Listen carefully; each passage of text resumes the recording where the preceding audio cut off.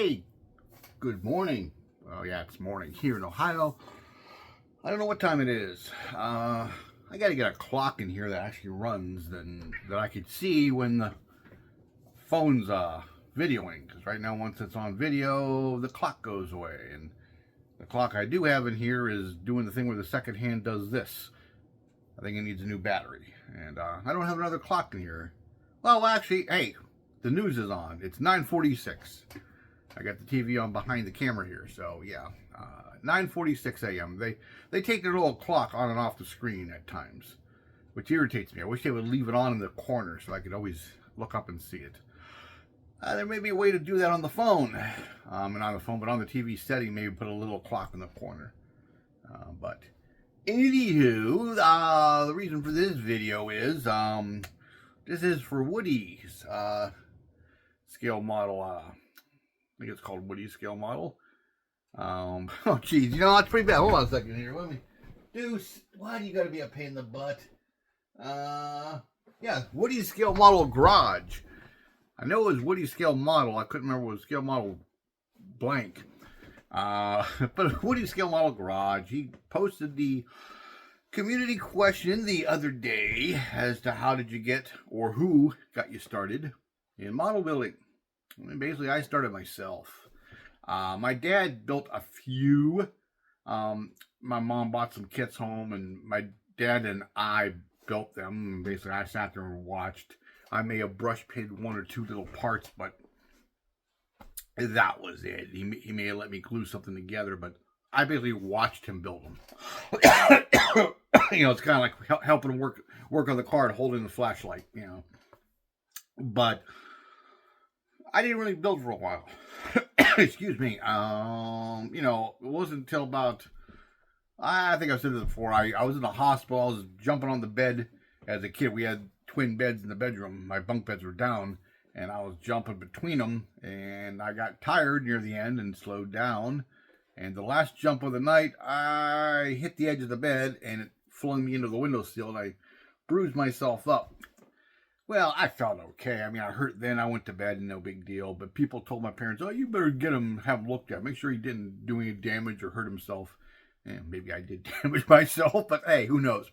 Anyhow, I was in the hospital for a while. And all they did the thing with the scans and all that. But back then, they didn't have these machines they have now. They glued little freaking wires all to my skull and ran me through this or ran me through that. Of course, while I'm in the hospital, I got sick. I got oh my God, I had diarrhea. I had a flu bug. I'm puking. I was in there for over a week. I'm like, why did they put me in there? I would have been better off just at home, So, of course, I'm out of school for quite some time. And a lot of the kids at school, they visited or their parents brought stuff. And I got model kits. And I specifically remember I got the NPC Army Jeep. I was probably one of the earlier releases of it. It came with a white base with the tire tracks to it, so it was sitting on snow. I got the Dom Perdome, the Cuda, the yellow Cuda. I got a motorcycle. Now, I don't remember whether it was Revell or NPC, and I don't remember what it was. I know it was a Yamaha or a Kawasaki. It was blue on the box, and I think I got one more, but I don't remember offhand what it was. So I got model kits. So when I got home and got back to normal, one Saturday afternoon, I started trying to build these things. And that wasn't, the motorcycle never happened. I don't know what even happened with that. I don't think I even tried to build that thing. Maybe I did and gave up because, man, those things are tedious as hell. Even as an adult, I've never built one, but I've seen them. But yeah, the first thing I tried was the Cuda. And, oh my God, I didn't know about scraping the, plating off. And when you go put that belt on, it pulls everything apart for the blower pulley. And then I put all the decals on. I didn't know to cut them individually and apply them the right way. I put the whole damn sheet in a big bowl of water. They're all floating in there, and I'm trying to get them on the car. I couldn't paint none of the taillights and all the little details to save my life. It never really got finished. The Jeep, I think I tried, and that's another gobbed together mess. And that was probably it. I kind of gave up for a few years. And then a couple years later, I was probably about 12-ish, and a little hobby shop opened up the street from us, and I went in there and I started buying kits. At the same time, I was cutting grass for my grandmother, and her boyfriend always gave me money to do that. He'd give me and my sister money just to give us money. We used to go visit her, and he'd just hand us a 10 or a 20. Not $20 for a kid then, and models were less than $5 a piece. Yeah, I could clean up. So that kind of started it all. Right then and there, I just started getting into it, and I went to the library and I found some books on how to detail them. Of course, the books were like 20 years old, so they weren't even showing the kits I was building. They were showing the earlier stuff, and yeah, that's kind of it. I just started going from there and just built and built and built and built and built and built, and pretty much nonstop until probably late 90s. I got out of it for a bit. I sold everything, which I still regret, because I had a lot of rare kits. A lot of it's been reissued, so it's no big deal, but I had stuff that's never been reissued, and probably never will. I had Gap and Roush Pintos. I had like 3 of them were jammed in one box. I had the original Grumpy kits. I had some of the other super stock and pro stock kits from MPC that I bought it all in a collection from a friend of mine. And so I sold it all to get video gear. I bought an editor and a titler and, more camera gear because I was doing weddings at the time. And then somewhere along the line, I got into electric trains. I had an N scale set. I sold all that to a friend of mine. He came over and fell in love with it. So I bought that.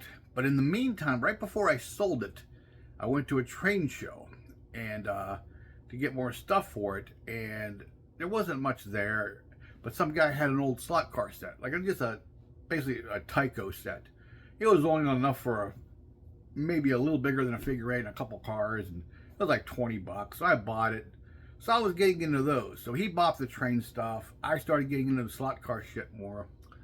And my sister worked at Trumbull Camera and Hobby, which is kind of corner from where Andrews up in Holland is now. Well, it's no longer Trumbull Camera or nothing. It's something else, but the building's still there. And so anyhow, there was one up in Liberty too, I believe, on the far end. But anyhow, Trumbull Camera and Hobby. Well, my sister worked there. She was in the photography department, and she calls me up and says, "Hey, Joey, come on up here." She goes, "We're facing off the hobby section. It's just going to be a camera, and photography store." And I said, "Okay, I'll come up there. I'll go up and get some slot cars, see if they have any extra track, or some cars on a discount." And so I drove up there, me and the girlfriend at the time, who became my ex-wife. We went up there and looked around, and there was like a couple sections of track, but it was a different brand, and that was about it. There wasn't much slot car shit left. However, there were still model kits on the shelves, and her coworker, which was like an assistant manager, hands me a cardboard box about yay big. This young kid, he's like younger than me, and he's like manager or assistant manager, and he goes, "Fill this thing up, $25, it's yours." I'm like, okay. So I went over there and I just picked up model kits and put them in there. My girlfriend, she saw this talking animated teddy bear that fit in the box. I grabbed at the time, just a couple tubes of glue and some paints, and I filled that box up, gave him $25 and left. And I'm like, okay, I guess I'm back in the building bottle, because I still had some of the stuff at home. I kept a lot of supplies because I used them on these slot car bodies and stuff like that. And the trains, I detailed all my rolling stock and stuff like that. I weathered them, and so I still had a lot of supplies at home. And I had maybe a couple leftover kits from my model days. And so anyhow, yeah, I got home and unpacked all this stuff, and I'm like, that's a good deal. And so like Tuesday night, it was like, a couple days later, I said, hey, I called my sister and said, is he working tonight? She goes, yeah, I'm not, but he is. And I said, okay. So I drove back up there, and I filled another box for like another $25 and cleaned them out. So that basically what rolled me back into it. And then, though I had a lot of kits, I didn't build anything for years. I still only have a marginal amount done compared to some guys. I was at a guy's house last night, Diz, over up in McDonald, and he's got so many built kits and he pumps them out like crazy, and he's got boxes of built kits put away.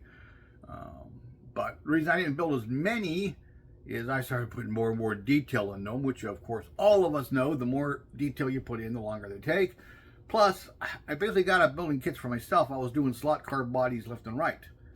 And I still do them in between the builds, but that's all I was doing with slot car bodies. So I didn't actually accomplish any done kits. I still got a few kits on my shelves that were started years ago. But yeah, but that's it. I got myself into it. I'm to blame. You know, I should go to a meeting where you sit in a circle, you know, with a bunch of guys. Goes, hi, my name's Joe. I'm a model kit addict. And everybody goes, hi, Joe. You know, in unison. We're not here to judge you. Just tell us your story. No, I just told you my story, and that's it.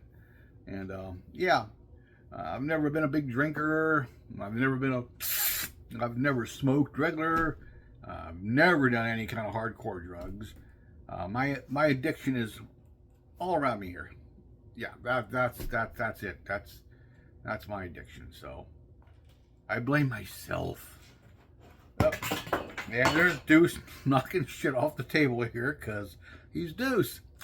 Okay, well, hey, that's it. I'm going to take off here. I'm going to go give my mom a call, see if she's up and ready, and if her friend's ready. I'm going to go pick up the Christmas stuff I was supposed to get yesterday and take it over to her friend's house. And I got to run to the store and get a few things.